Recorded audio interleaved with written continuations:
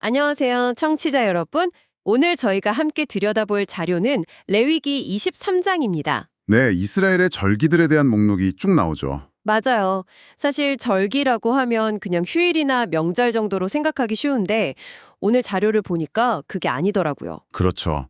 훨씬 더 깊은 의미가 있죠. 네, 하나님이 직접 이날은 특별한 날이야, 나와 만나자 하고 도장을 찍어주신 날이라는 게 핵심이었어요. 대체 어떤 의미가 담겨 있길래 이 날들을 거룩하게 구별하셨을까요? 바로 그 지점인데요. 말씀하신 대로 이 절기들은 히브리어로 모에드라고 불리는데 그 뜻이 바로 정해진 만남의 시간이에요. 하나님과의 데이트 약속 같은 거군요. 네, 그렇게 볼 수 있죠. 재밌는 건 1년 중 가장 슬프고 엄숙하게 금식해야 하는 속죄일조차도 이 모에드, 그러니까 절기 목록에 포함되어 있다는 겁니다. 그건 좀 의외네요. 축제랑은 거리가 멀잖아요. 그래서 이걸 축제라기보다는 제사의식, 즉 제전이라는 더 큰 개념으로 봐야 해요. 죄를 용서받는 것만큼 중요한 축제는 없다는 뜻이기도 하겠죠. 와, 하나님과의 데이트 약속이라는 표현을 쓰니 확 와닿네요. 그럼 그 수많은 약속 중에 가장 기본이 되는 약속, 안식일부터 시작해 볼까요? 네, 좋습니다. 다른 큰 절기들을 쭉 나열하기 전에 안식일 이야기가 먼저 나오는 게 좀 특이했어요. 굳이 여기서 다시 한번 강조하는 이유가 있을까요? 그게 정말 중요한 포인트예요. 다른 화려한 연례절기들이 아무리 중요해도 매주 돌아오는 이 안식일의 기본 정신을 절대 흐리게 할 수 없다는 일종의 선언과도 같은 거죠. 모든 절기의 기초다, 이런 의미군요. 맞습니다. 뿌리인 셈이죠. 그리고 그 아무 일도 하지 말라는 명령이 다른 절기보다 훨씬 강력했던 이유도 중요합니다. 다른 절기에는 주로 생업에 관한 노동을 금지했는데 안식일에는 말 그대로 어떤 종류의 일이든 하지 말라고 하셨거든요. 솔직히 현대인에게 아무 일도 하지 말라는 건 거의 불가능한 미션처럼 들려요. 스마트폰만 안 봐도 대단한 건데 심지어 음식을 위한 준비조차 금지했다니. 그렇죠. 이건 단순히 번아웃을 막기 위한 휴식과는 차원이 다른 이야기였습니다. 네, 그런 것 같아요. 육체의 쉼을 넘어 영혼의 쉼을 위한 장치였던 거죠. 나는 일하는 존재이기 이전에 하나님 안에서 안식하는 존재다라는 정체성을 매주 재확인하는 시간이었습니다. 아, 정체성의 확인. 네. 또 하나 놓치지 말아야 할 것은 안식일을 성회, 즉 거룩한 모임의 날이었다는 점입니다. 다 함께 모여서 예배하는? 맞아요. 공동체적인 측면이 있었죠. 그런데 동시에 너희의 거하는 각처에서 지키라고도 되어 있어요. 아, 그러니까 성전에 모이는 것과 각자 자기 집에서 지키는 것 둘 다 중요했다는 거군요. 바로 그거죠. 공적인 예배와 사적인 경건 생활의 균형이랄까요? 우리의 일상 공간인 집이 거룩해지는 순간인 겁니다. 정말 그러네요. 자, 그럼 안식일이 매주의 리듬을 만들었다면 이제 이스라엘의 한 해를 여는 가장 극적인 사건, 바로 유월절 이야기로 들어가 보죠. 네. 모든 것의 시작이었던 해방을 기억하는 시간입니다. 네, 이집트에서의 탈출과 장자의 구원을 기념하는 날이죠. 7일 동안 누룩 없는 빵, 그러니까 무교병을 먹었다고 하는데요. 자료를 보니 이걸 고난의 떡이라고도 부르더군요. 맞아요. 고난의 기억이죠. 먹기 전에 먼저 하나님께 가져가야만 했다는 거잖아요. 왜 그랬을까요? 그게 바로 요제라는 의식입니다. 제사장이 첫 곡식단을 하나님 앞에서 위아래로 흔들어서 바치는 건데요. 흔들어서요. 네, 이건 아주 강력한 신앙 고백 행위입니다. 이 땅도 여기서 난 모든 곡식도 사실은 전부 하나님의 것입니다. 저희는 잠시 맡아 관리하는 청지기일 뿐입니다. 라고 인정하는 거죠. 와, 그래서 이 첫 단을 바치기 전에는 누구도 새 곡식을 맛볼 수 없었습니다. 결국 첫 열매의 원리가 현대적인 개념으로 보면 우선순위에 대한 가장 강력한 선언이었던 셈이네요. 정확합니다. 한 해 농사의 성공 여부가 아직 불투명한 상황에서 가장 귀한 첫 수확물을 먼저 내어놓는다는 건 내 노력 이전에 더 큰 주관자가 있음을 온몸으로 인정하는 행위였죠. 말 그대로 신앙을 행동으로 증명하는 순간이었네요. 맞습니다. 그리고 신학적으로 이 첫 곡식단이 아주 중요한 그림이 됩니다. 바로 잠자는 자들의 첫 열매로 부활하신 예수 그리스도를 예표하기 때문이에요. 잠깐만요. 그건 정말 소름 돋는 디테일인데요. 그렇죠.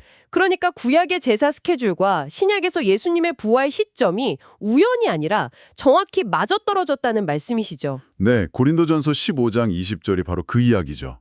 이건 정말 역사를 관통하는 거대한 설계처럼 느껴질 수밖에 없는 지점입니다. 구약의 절기가 가리키는 실체가 바로 그분이라는 것을 보여주니까요. 와. 자, 그럼 이 첫 열매를 바친 날로부터 계산해서 50일이 되는 날에 또 다른 절기가 찾아옵니다. 네, 오순절입니다. 네, 오순절. 다른 이름으로는 칠칠절이죠. 보리수확의 시작에 이어 밀수확의 완성을 감사하는 맥출절이기도 했고요. 맞습니다. 여기서 또 궁금한 게 생겼어요. 6월절에는 죄와 부패를 상징하는 누룩 없는 무교병을 먹었는데 오순절에는 특이하게 누룩을 넣은 유교병 2덩어리를 바쳤단 말이죠. 갑자기 누룩이 허용된 이유가 뭘까요? 아주 예리한 질문입니다.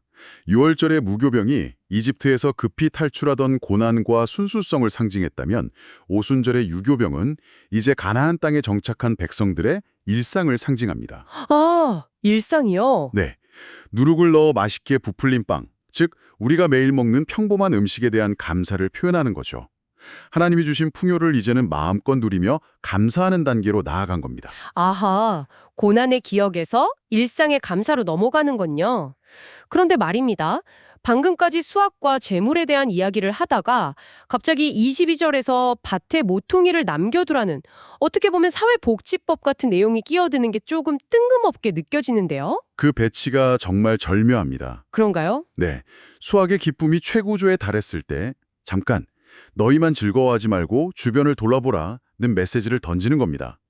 하나님께 재물을 바치는 행위와 하나님이 주신 복을 가난한 이웃과 나누는 행위가 분리될 수 없다는 걸 보여주는 거죠. 와, 진정한 감사는 반드시 나눔으로 흘러가야 한다는 원칙을 제사법 한가운데에 박아놓은 겁니다. 제사보다 나눔이 더 중요할 수도 있다는 강력한 메시지네요. 그렇습니다. 그리고 이 오순절은 유대 전통에서 신의 살에서 율법을 받은 날로 기념하기도 했는데요.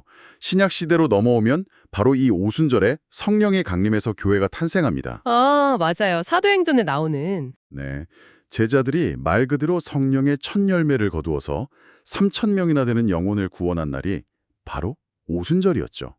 구약의 곡식 추수와 신약의 영혼 추수가 기가 막히게 겹쳐지는 순간입니다. 정말 그러네요. 봄과 초여름의 절기들을 지나 이제 달력의 7째 달 가을로 넘어가 보겠습니다.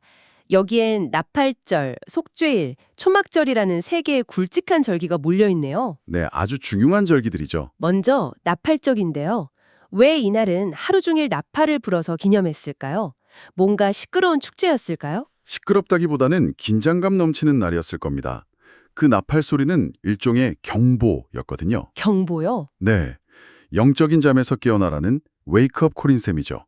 왜냐하면 열흘 뒤에 1년 중 가장 엄숙하고 중요한 날인 속죄일이 다가오기 때문입니다. 이제 곧 하나님 앞에서 너희의 모든 죄를 정산할 날이 온다. 회개하며 준비하라. 고 알려주는 소리였어요. 아, 속죄일을 준비시키는 경고의 나팔이었군요. 그럼 열흘 뒤에 찾아오는 대망의 속죄일은 어떤 날이었나요? 자료에서 가장 독특했던 명령이 내 영혼을 괴롭게 하라는 것이었어요.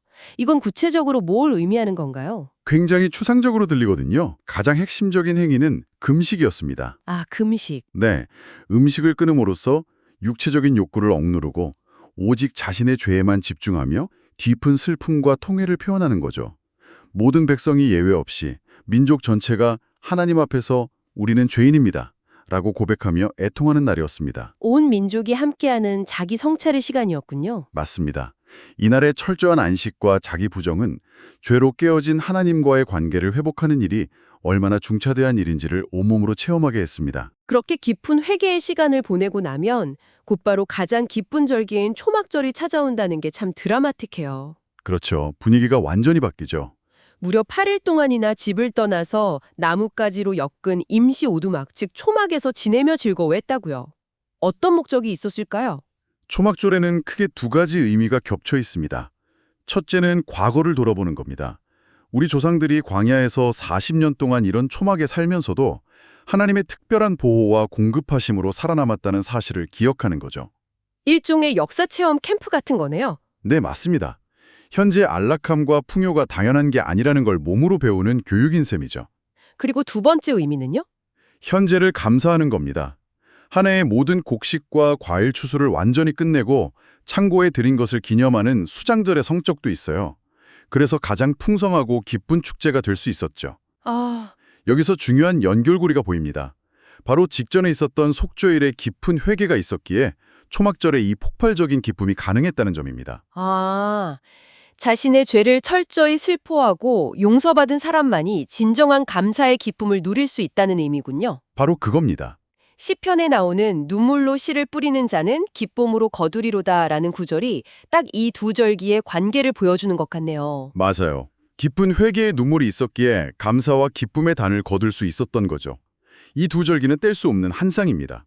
오늘 이스라엘의 절기들을 쭉 따라가 보니 이들의 삶이 하나님의 시간표에 맞춰 정말 촘촘하고 의미 있게 짜여 있었다는 게 느껴집니다. 네, 그렇죠. 매주 안식일로 리듬을 잡고 봄에는 해방과 부활의 소망을, 여름에는 성령과 나눔의 감사를, 가을에는 깊은 회개와 폭발적인 기쁨을 경험했으니까요. 삶 전체가 예배였던 셈이죠. 맞아요.